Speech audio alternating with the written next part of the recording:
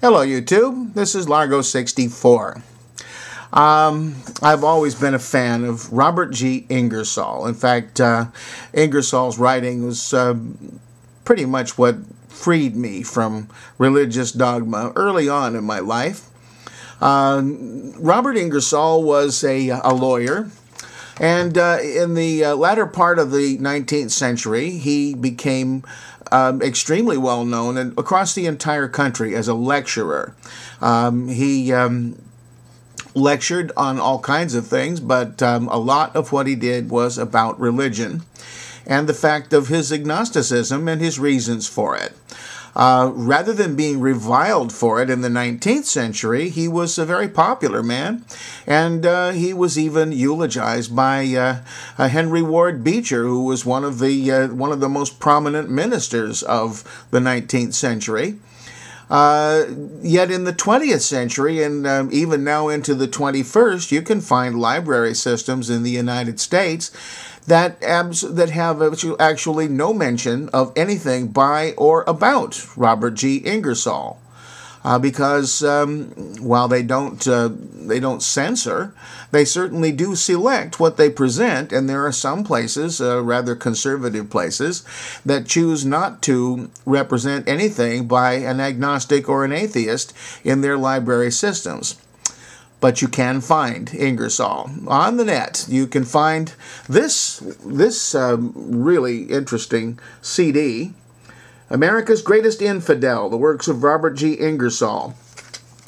This is from called the Bank of Wisdom in Louisville, Kentucky. Actually, let me give you the address of this. This is Bank of Wisdom, Post Office Box 926, Louisville, Kentucky, 40201. And they have made available all of the writings of Robert Ingersoll. Now, I read these in book form a long time ago because I found a little library in Los Angeles County, which is a little bit more liberal than some places. And it had all 12 volumes of Ingersoll's writing. And I went through all of it avidly. But subsequently, I have found that I could not find a set of the books. I wanted to have it for my own library and couldn't find it. And finally, when I got online, I Googled Ingersoll and I found this CD, Bank of Wisdom. It's probably available on Amazon. I would not be at all surprised. I would recommend this highly to anybody who's interested in Ingersoll and wants to learn more. Anyway, I want to do I want to read from this. I'm not sure yet whether I'm going to read all of it or just a little bit of this first lecture called The Gods. Where did the gods come from? That is, with regard to the minds of human beings. I'm going to start that in just a minute. I'm going to stop this right now and peruse the whole thing and see how much of it I want to read. And then we'll get started. This is going to be a multiple, this is a very long lecture, and it will be a multiple episode series in any case, but it may be fewer than the entirety of the whole thing. It's an awful lot. Okay, I'm going to try to do 6 minutes of this lecture, just to start with, so I don't go over time, because I'm only allowed 10 minutes on a video. And this is going to run into several videos if I do the entire thing. It's called The Gods by Robert G. Ingersoll. An honest God is the noblest work of man. Each nation has created a god, and the god has always resembled his creators. He hated and loved what they hated and loved, and he was invariably found on the side of those in power. Each god was intensely patriotic and detested all nations but his own. All these gods demanded praise, flattery, and worship. Most of them were pleased with sacrifice, and the smell of innocent blood has ever been considered a divine perfume. All these gods have insisted upon having a vast number of priests, and the priests have always insisted upon being supported by the people, and the principal business of these priests has been to boast about their God, and to insist that he could easily vanish all the other gods put together. You know, like, my daddy can whip your daddy. These gods have been manufactured after numberless models and according to the most grotesque fashions. Some have 1,000 arms and some 100 heads. Some are adorned with necklaces of living snakes. Some are armed with clubs. Some with sword and shield. Some with bucklers. And some have wings as a cherub.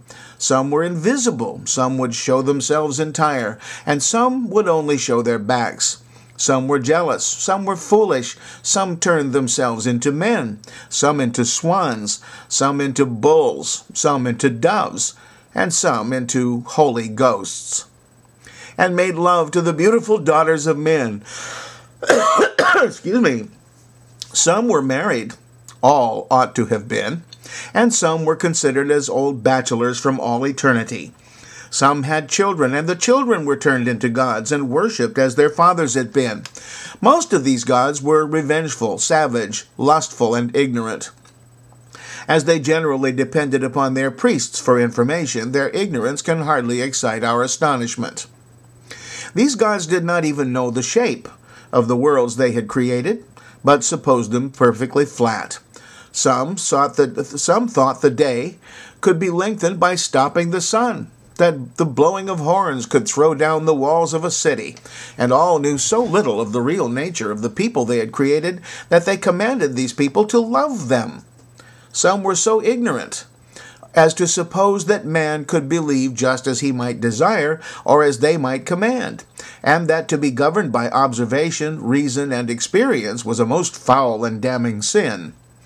None of these gods could give a true account of the creation of this little earth. All were woefully deficient in geology and astronomy. As a rule, they were most miserable legislators, and as executives they were far inferior to the average of American presidents. These deities have demanded the most abject and degrading obedience. In order to please them, man must lay his very face in the dust. Of course, they must have always been partial to the people who created them, and have generally shown their partiality by assisting those people to rob and destroy others and to ravish their wives and daughters. Nothing is so pleasing to these gods as the butchery of unbelievers. I'm keeping track of the time here so I don't get messed up. Nothing so enrages them even now, as to have someone deny their existence. Few nations have been so poor as to have but one god. Gods were made so easily, and the raw material cost so little, that generally the god market was fairly glutted, and heaven crammed with those phantoms. These gods not only attended to the skies, but were supposed to interfere in all the affairs of men. They presided over everybody and everything. They attended to every department. All was supposed to be under their immediate control. Nothing was too small, nothing too large. The falling of sparrows and the motions of the planets were alike attended to by these industrious and observing deities.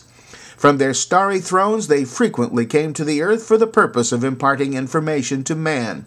It is related of one that he came amid thunderings and lightnings in order to tell the people that they should not cook a kid in its mother's milk. Some left their shining abodes to tell women that they should or should not have children, to inform a priest how to cut and wear his apron, and to give directions as to the proper manner of cleaning the intestines of a bird. And I'm almost out of time here, so I'm going to wrap this up, and I will start again on part 2.